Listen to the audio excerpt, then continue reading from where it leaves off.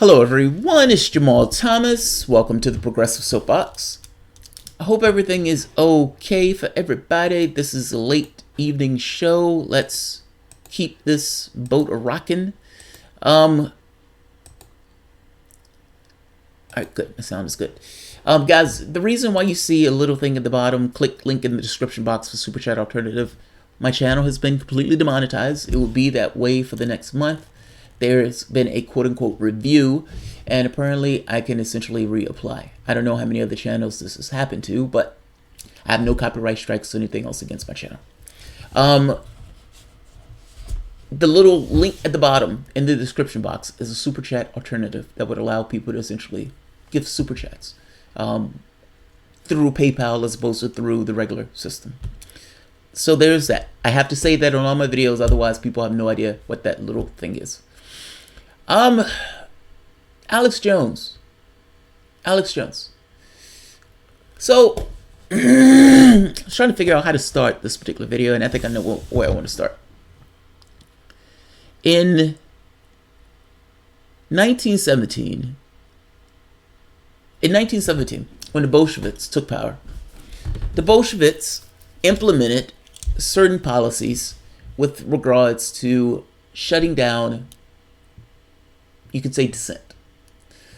Shutting down certain language, meaning censorship. They implemented a policy of censorship. Now, they did this while simultaneously screaming, "Freedom! We're here to bring freedom." Now, they did have high ideals in regards to what they wanted to implement and the society they wanted to implement. Now, this was pre-industrial.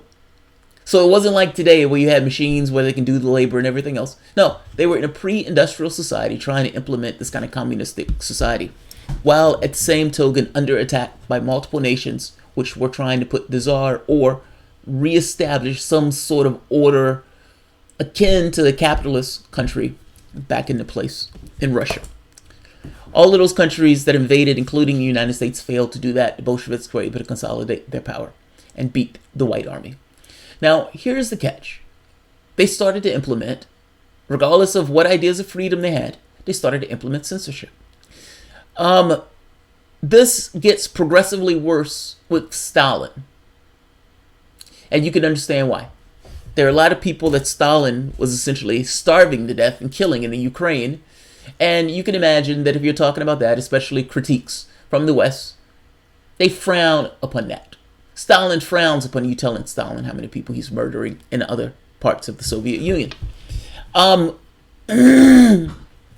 Go further, and you get to this organization called Glavlit. Glavlit was the organization that the Soviet Union used in order to essentially scrub their society of information that they didn't particularly like, whether it be certain books that were from the West. They even go so far as to essentially try to block certain radio waves coming into the country because the United States and other countries were essentially beaming in information like jazz or, I guess, rock music or whatever. Not to mention information criticizing the government itself. The Soviet Union was trying to do the same thing. I suppose we were better at it. The thing is, the culture itself, the moment that someone living in the Soviet Union sees a supermarket, their life has changed. Meaning the culture itself and what you had at your disposal was some degree a critique of the Soviet system. The freedoms that you had at your disposal in comparison to the freedoms that they had was a critique of their system. You didn't really need the Soviet system essentially to criticize the capitalist system, because ultimately the criticism would have fell on deaf ears. I mean, I'm saying that to say this. They implemented a system called Glavlit. Glavlit, again, was the scrubbing of books and everything else, things that they didn't necessarily like or want people to hear. We in this country have started to implement a privatized version of Glavlit. Now, no, it's not an area of government, but for all intents and purposes, we are doing something similar. We are scrubbing certain areas, prime areas, in which people interact and engage in conversation of certain content. Content that certain members of Congress don't like, including calling for names. Meaning the names of certain people who organically talk about Russia, such as maybe even yours truly, is sitting on the desk of Dianne Feinstein or some other Democrat because they don't like what you're talking about. That's amazing. That's taking place in the United States today. The tech companies were being called to account. All at the same time, nearly, Facebook, YouTube, Apple, and Twitter has dumped Alex Jones. They've removed him. They've scrubbed him away. Some of the people who work with Alex Jones are still on the website, but Alex Jones himself and his show has been essentially deleted. He has been removed. Alex Jones, the way you can find Alex Jones is on the Alex Jones channel on YouTube, not on YouTube, I mean on the net, where he will be streaming his videos. But his distribution channels from Facebook, Twitter, YouTube are no more. That's amazing. The tech companies all at once have worked to censor a human being from saying whatever he's saying. Now, I've joked Alex Jones on multiple occasions. I've said he was a goofball. I said he was amazing at theater because I think he's awesome at the theatrics that he puts on for a show. But I thought if he believed what he was saying, in many of the cases, he was either a lunatic or he was a showman. One has to be true, and maybe a little bit of both. I'm more terrified by the people who look at Alex Jones as a source of information than I am of Alex Jones himself. That said, let's be clear and honest. Alex Jones is not the problem. Yes, I think he's a goofball. Yes, him screaming about lizard people and that Hillary Clinton is a demon and all this other stuff. That stuff is off the fucking wall. Some of the stuff he said about the train crash, where he comes out talking about it was a communist revolution with the Democrats who were trying to take over. It was an accidental train crash. It was just random. And he's coming out saying the most weird shit about it, as if he was just playing Mad Libs and grabbing whatever he could throw and just running with it. That's Alex Jones' show. The question becomes, why now? Why now? Why do you believe that Alex Jones all of a sudden has such gravity that all of these tech companies need to come out and silence Alex Jones? Again, it's not that I think Alex Jones has a great platform, says great things. It's not that I think that what he's saying on the show is fair and balanced or is honest in any particular way. But I think all of that is besides the point. You open up a platform for people to give their say, and of course people want to use it to give a say that's kind of off the fucking wall. Alex Jones is not your problem. There's a loss of legitimacy from the standpoint of the press and the standpoint of the political class. And that loss of legitimacy leads people to look for other sources of information, other sources of news, other sources to explain their world. The thing is, the only reason that Alex Jones gets as much gravitas, as much views, or as many views as he gets, yes, part of it is theater, but part of it is also people sense that what they're getting about the world is not the actual world. That what you're telling them is not completely true.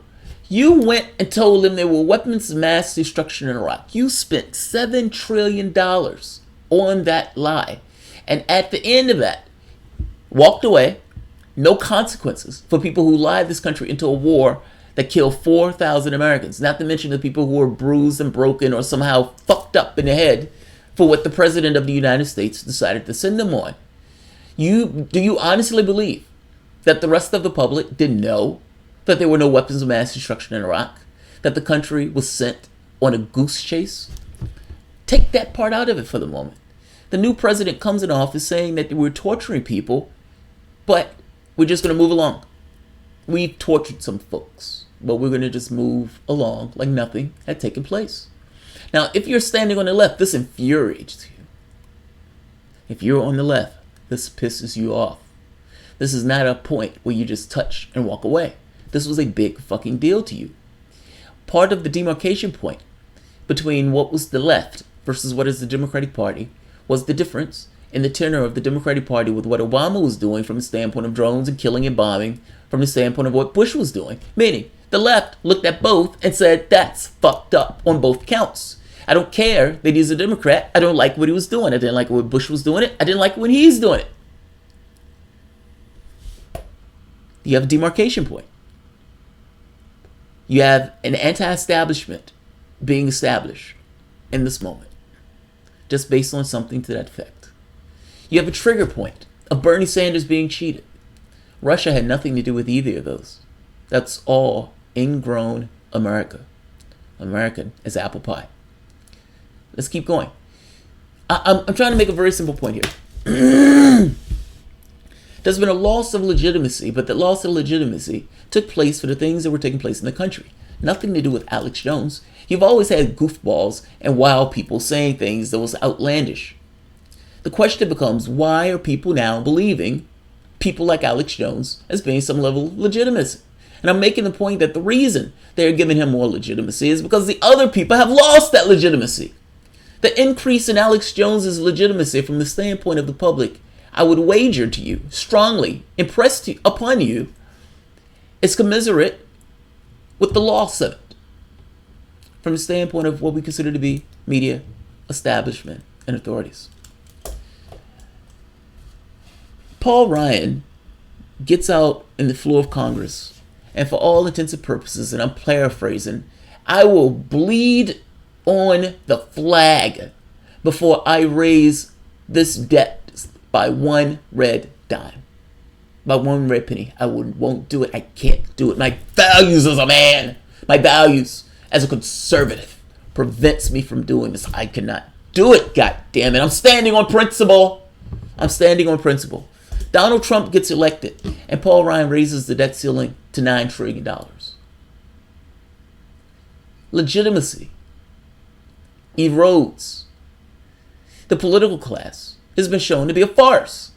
People who look at the politics of our day, who look at the media for the most part, who knows a secret that everybody knows and nobody tells, the idea that these guys are bought, that the media knows these guys are bought, that all of them are part of the same particular class, and that's the class that is espoused over and over again from the standpoint of politics and media and the collusion between those two things. When you're listening to an objective point of view, you're listening to millionaires discuss things with other millionaires, not people discussing the trials that you yourself go through on a daily basis. We are a country where 99% of us, for the most part, the wealth is expropriated from us, from the land. We do the labor. And yet, the wealth is being expropriated and sent elsewhere to the top 1%. Now, that's something that seems like it will be a big deal, and yet not so much for the media. What about the people living on the street? I'm saying there's a reality that people deal with on a daily basis. My cousin, my godson, I'll give you a perfect example. My godson tries to go to school. He gets into school. I think something takes place within the year that he's there. There are other extenuating circumstances. He ends up out of school. He tries to go back, and he finds out that he has a $20,000 debt on his head. He was in school for 1 year. 1 year. How do you go back to school at this point? We have no idea. Does it mean that he has to pay back part of it? How does a 19-year-old pay back part of $20,000 that was put on his head because he wanted to go to school? Real world problems. You don't hear that in the media. You don't hear the real world in the media. You hear nonsense. You hear stuff talked about that doesn't necessarily get at the everyday life of what it means to live in this country. I'm making the point to you that people look around and look for an understanding of why their world is the way that their world is. And they're not getting it from the mainstream media sources. So they end up going to independent media. You have some sources that are good. Some are screaming about aliens eating babies. But I'm just making the point that the reason why I have this job, why Dore has this job, to some degree, Alex Jones, why he has a job, is because of the failure of the other systems that were in place that was doing this job before. Alex Jones being taken down is not a positive thing at all. In fact, is what they're using is Glavlit, this Americanized Glavlit. that they've used for essentially for tech companies to do the dirty job of politicians themselves, or politicians can't do themselves, will bite us in the ass as it slides further to the right and further to the left to get rid of the competition of the Democratic and Republican parties, using tech companies to silence those voices. Some of these voices are like socialist websites that have lost like 60% as they've changed the algorithm. Even my channel, the number of views I get on many of these videos have dropped. This will attack all of us in the end, and it would not be to the benefit. The Soviet Union, as they were implementing this Glavlit, they said, we're doing it for the workers. We're doing it because we need to protect the workers from the bourgeois. This was nonsense. They were protecting their own ass. They were protecting their own bureaucratic advantages that they were getting in this case. And in the same way that those people were lying back then, talking about they were doing this for the bourgeois, doing this for their proletariat, when they were really doing it for themselves. You have the same situation right now where they're using this Russian nonsense to knuckle the tech companies to silence dissent that they don't particularly like. So, all right. Rick Flair. I've watched quite a few of your vids. Your honesty has a new sub. Oh, thank you, man. I appreciate it. Welcome. Jamal Thomas, good point. Oh, thank you, Bo. Like a leopard. One of those rare cases of agreement. Let's talk about some gay frogs, bro. Time to come, baby. Oh, we're not talking about gay frogs. Without Rihanna. Alex Jones will survive this. Left-wing independent news won't. Look, I do think it's a problem from the standpoint of the left and the right. They will use this to attack us. I guarantee you, I have a story that's sitting right here now, where in Congress, they were pulling the names of people who were pushing back against the Russian nonsense, where the Congress members, Democrats, wanted the names of those people. Now, whether they're using this for intimidation or whether they're using this to investigate, you're talking about something like the Soviet Union, using independent private tech companies to do what they can't do politically. This is where we are in America. And by the way, this is not because I love Alex Jones. This is nothing to do with Alex Jones. It's just making the point that the problem here is not Alex Jones. The problem here is what accounts for media today. And this idea where you're saying, well, what is going to be the bearer of truth? What is the ministry of truth? What is the line of truth that you're using? And what is the demarcation points that allow a certain degree of latitude? Where do you say, all right, that's it. We don't want that talk, and we're going to get rid of that video. We don't like what you're saying, so we're going to shut down that video. They're literally attacking speech. Platforms that call themselves free speech platforms are now showing themselves to not be so. This is a government overreach, and it's doing so because the Democratic Party and the Republican Party are dealing with a populist revolt, and they want to use tech companies as a way to try to silence that. They have all the political motivation in the world to do that, which is why they're doing that. This is everything to do with these two parties trying to protect their ass. This has nothing to do with Russia at all. All right, I'm going to end this because I have another video after this dealing with a similar topic on it. So, all right.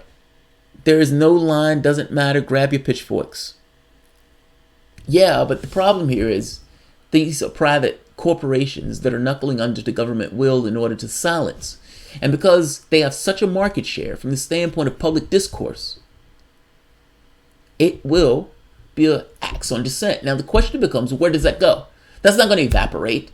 They think just because you get rid of Alex Jones doesn't necessarily mean that the people who watch Alex Jones aren't going to be looking for content that gives them something similar to Alex Jones. It's like, come on. Christopher Colombo, yeah, my wife and I were talking about that. Calfo Jamal, they might bang you too. Yeah, we were talking about that. We were talking about it. I just realized I can't super chat. Cellular, you can super chat. Click the link in the description box. It's a super chat alternative. Anybody that gives super chat gets a little dancing icon for Star Trek. Oh, also, if you give super chat, well, we're doing this for patrons, but we're saying the super chat alternative also gets put in a hat for the standpoint of the t-shirt giveaway. He got rid of the super chat in favor of the other app. I didn't do it on purpose. They've demonetized my entire video, Bowl Like a Leopard. My entire channel has been demonetized.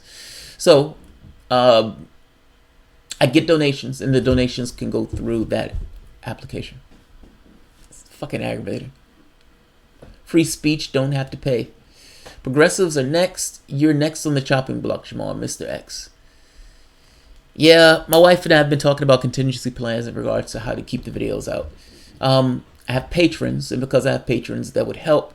And so I would probably put my videos up on just the main channel and allow the patrons themselves to see it. I don't necessarily know how I would expand at that point, but it's possible. Sorry to hear that. I guess it's happening. All sorts of people, yeah. Yeah, they demonetized the channel. They said I can reapply in September. But for all intents and purposes, that's $1,000 that they've just evaporated. It's more than $1,000. It's like $2,000 that they've just nixed on a whim. No even explanation as to the videos that they found offensive. And it wasn't even offensive. They said it were duplicate videos. Not so much because of the content. They said it was duplicate. I don't know that. But, you know, who knows? Who knows? Who knows? This is part of the problem with having just a multinational corporation owning this much of the market share from the standpoint of the way we communicate. It really is. Pay Jamal, hashtag pay Jamal. I know, right? But I am Salar. If you want to donate, you can do it through the link. You just click the link in the bottom, in the description box. Freedom of speech and press is over. Kick out Trump on Twitter. Endo C. Digital tyranny. Yes, Indo. The price is Alex Jones. Look, I always thought Alex Jones was just funny, if I'm being honest. I do know that there were some people who believed what he was saying. I'm sorry. The problem in this case is not Alex Jones, even though I can understand why people would be offended by stuff that Alex Jones says. It's the same thing with Trump. The problem here is not Trump. Trump is a symptom. Trump is not the cause. Same thing. Alex Jones is a symptom. Alex Jones is not the cause. Your society is falling apart. That's what it boils down to. And in that horrific, hellish ride downhill, it's reaching for things to try to save itself. It knows something is wrong. It doesn't have the language to describe what's wrong. It's not getting that language from the mainstream media. They can feel it. It's almost like, this is not what I'm getting from the situation to which I find myself. And the person who they get it from is Jones. Getting rid of Jones is not going to get rid of this issue. Alex Jones is entertainment. Yes, he's entertainment. And I got to be honest, I am much less bothered by Alex Jones than having somebody like Chuck Todd or one of these other guys during the Syria thing, where supposedly a bomb goes off in Syria. An attack. Chemical attack. What does the media do in this case? What does the media do? Does the media ask questions, questioning reporters? Who did it? How do they know who did it?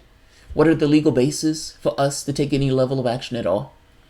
When Donald Trump finally responded and he left off a missile strike, the bully in the schoolyard punching the other person in the nose, what was the constitutional authority that the president was using to do this? What was it? Did the president know? Did the president have proof? And then you find out later that they had no idea. They had no evidence at all. Mattis comes out being honest saying, we don't know that the Syrian government did it. Yeah, the problem here is you attacked another nation and now you're admitting that you have no idea if the government had anything to do with it. And even if they did, say for the moment that they did, what is still your constitutional justification for attacking that country? Media said none of that. Those are the questions that you would expect the media to ask because those are the valid, relevant questions. It is assumed. Assumed. Think about this. Military action is assumed. Why are you assuming military action in this situation? Why do you have any jurisdiction over that nation at all? That's a different country. And yet, you're intervening into the affairs of that nation. Why is the United States illegally beachheaded in another nation? What is the fig leaf that the United States is using to do that? The press never answered or asked any of these questions. Legit, valid questions on the rationale that the president is using for war. Because that's, for all intents and purposes, what it is. You don't think that the rest of the public may also look at that sometimes and say, why are we over there? I have a $50,000 school loan, and yet we're over there bombing people who I have no association with. What the fuck are we doing over there? You don't think that people ask those questions? Yeah, you've lost legitimacy. And in the loss of that legitimacy, people are looking for other things. And just so happen, standing on the corner like a crack dealer, praying and waiting on the kid that had the fucked up family. Hey kid, I can help you out. You feel sad and blue? I can make you feel sad and blue. I can explain your world to you. Take a hit of this. Yeah. Gay frogs. Aliens eating babies. Right on. Right on. Alright. I'm going to end it. Yeah, I'm ending it here. Alright, guys. If you enjoy the content, please feel free to share, like, subscribe, and of course, you can always support through Patreon. Again, this is not a love of Alex Jones. Alex Jones says a lot of shit that's not true and pisses people off for good reason. By the same token, the problem is not Alex Jones. That's not how we got to this point. And removing and pushing Alex Jones out the way is not going to be the thing that gets rid of the issue. And if anything, this seems to be the beginning for a ramp up of a new wave of censorship. Buckle up. All right, guys.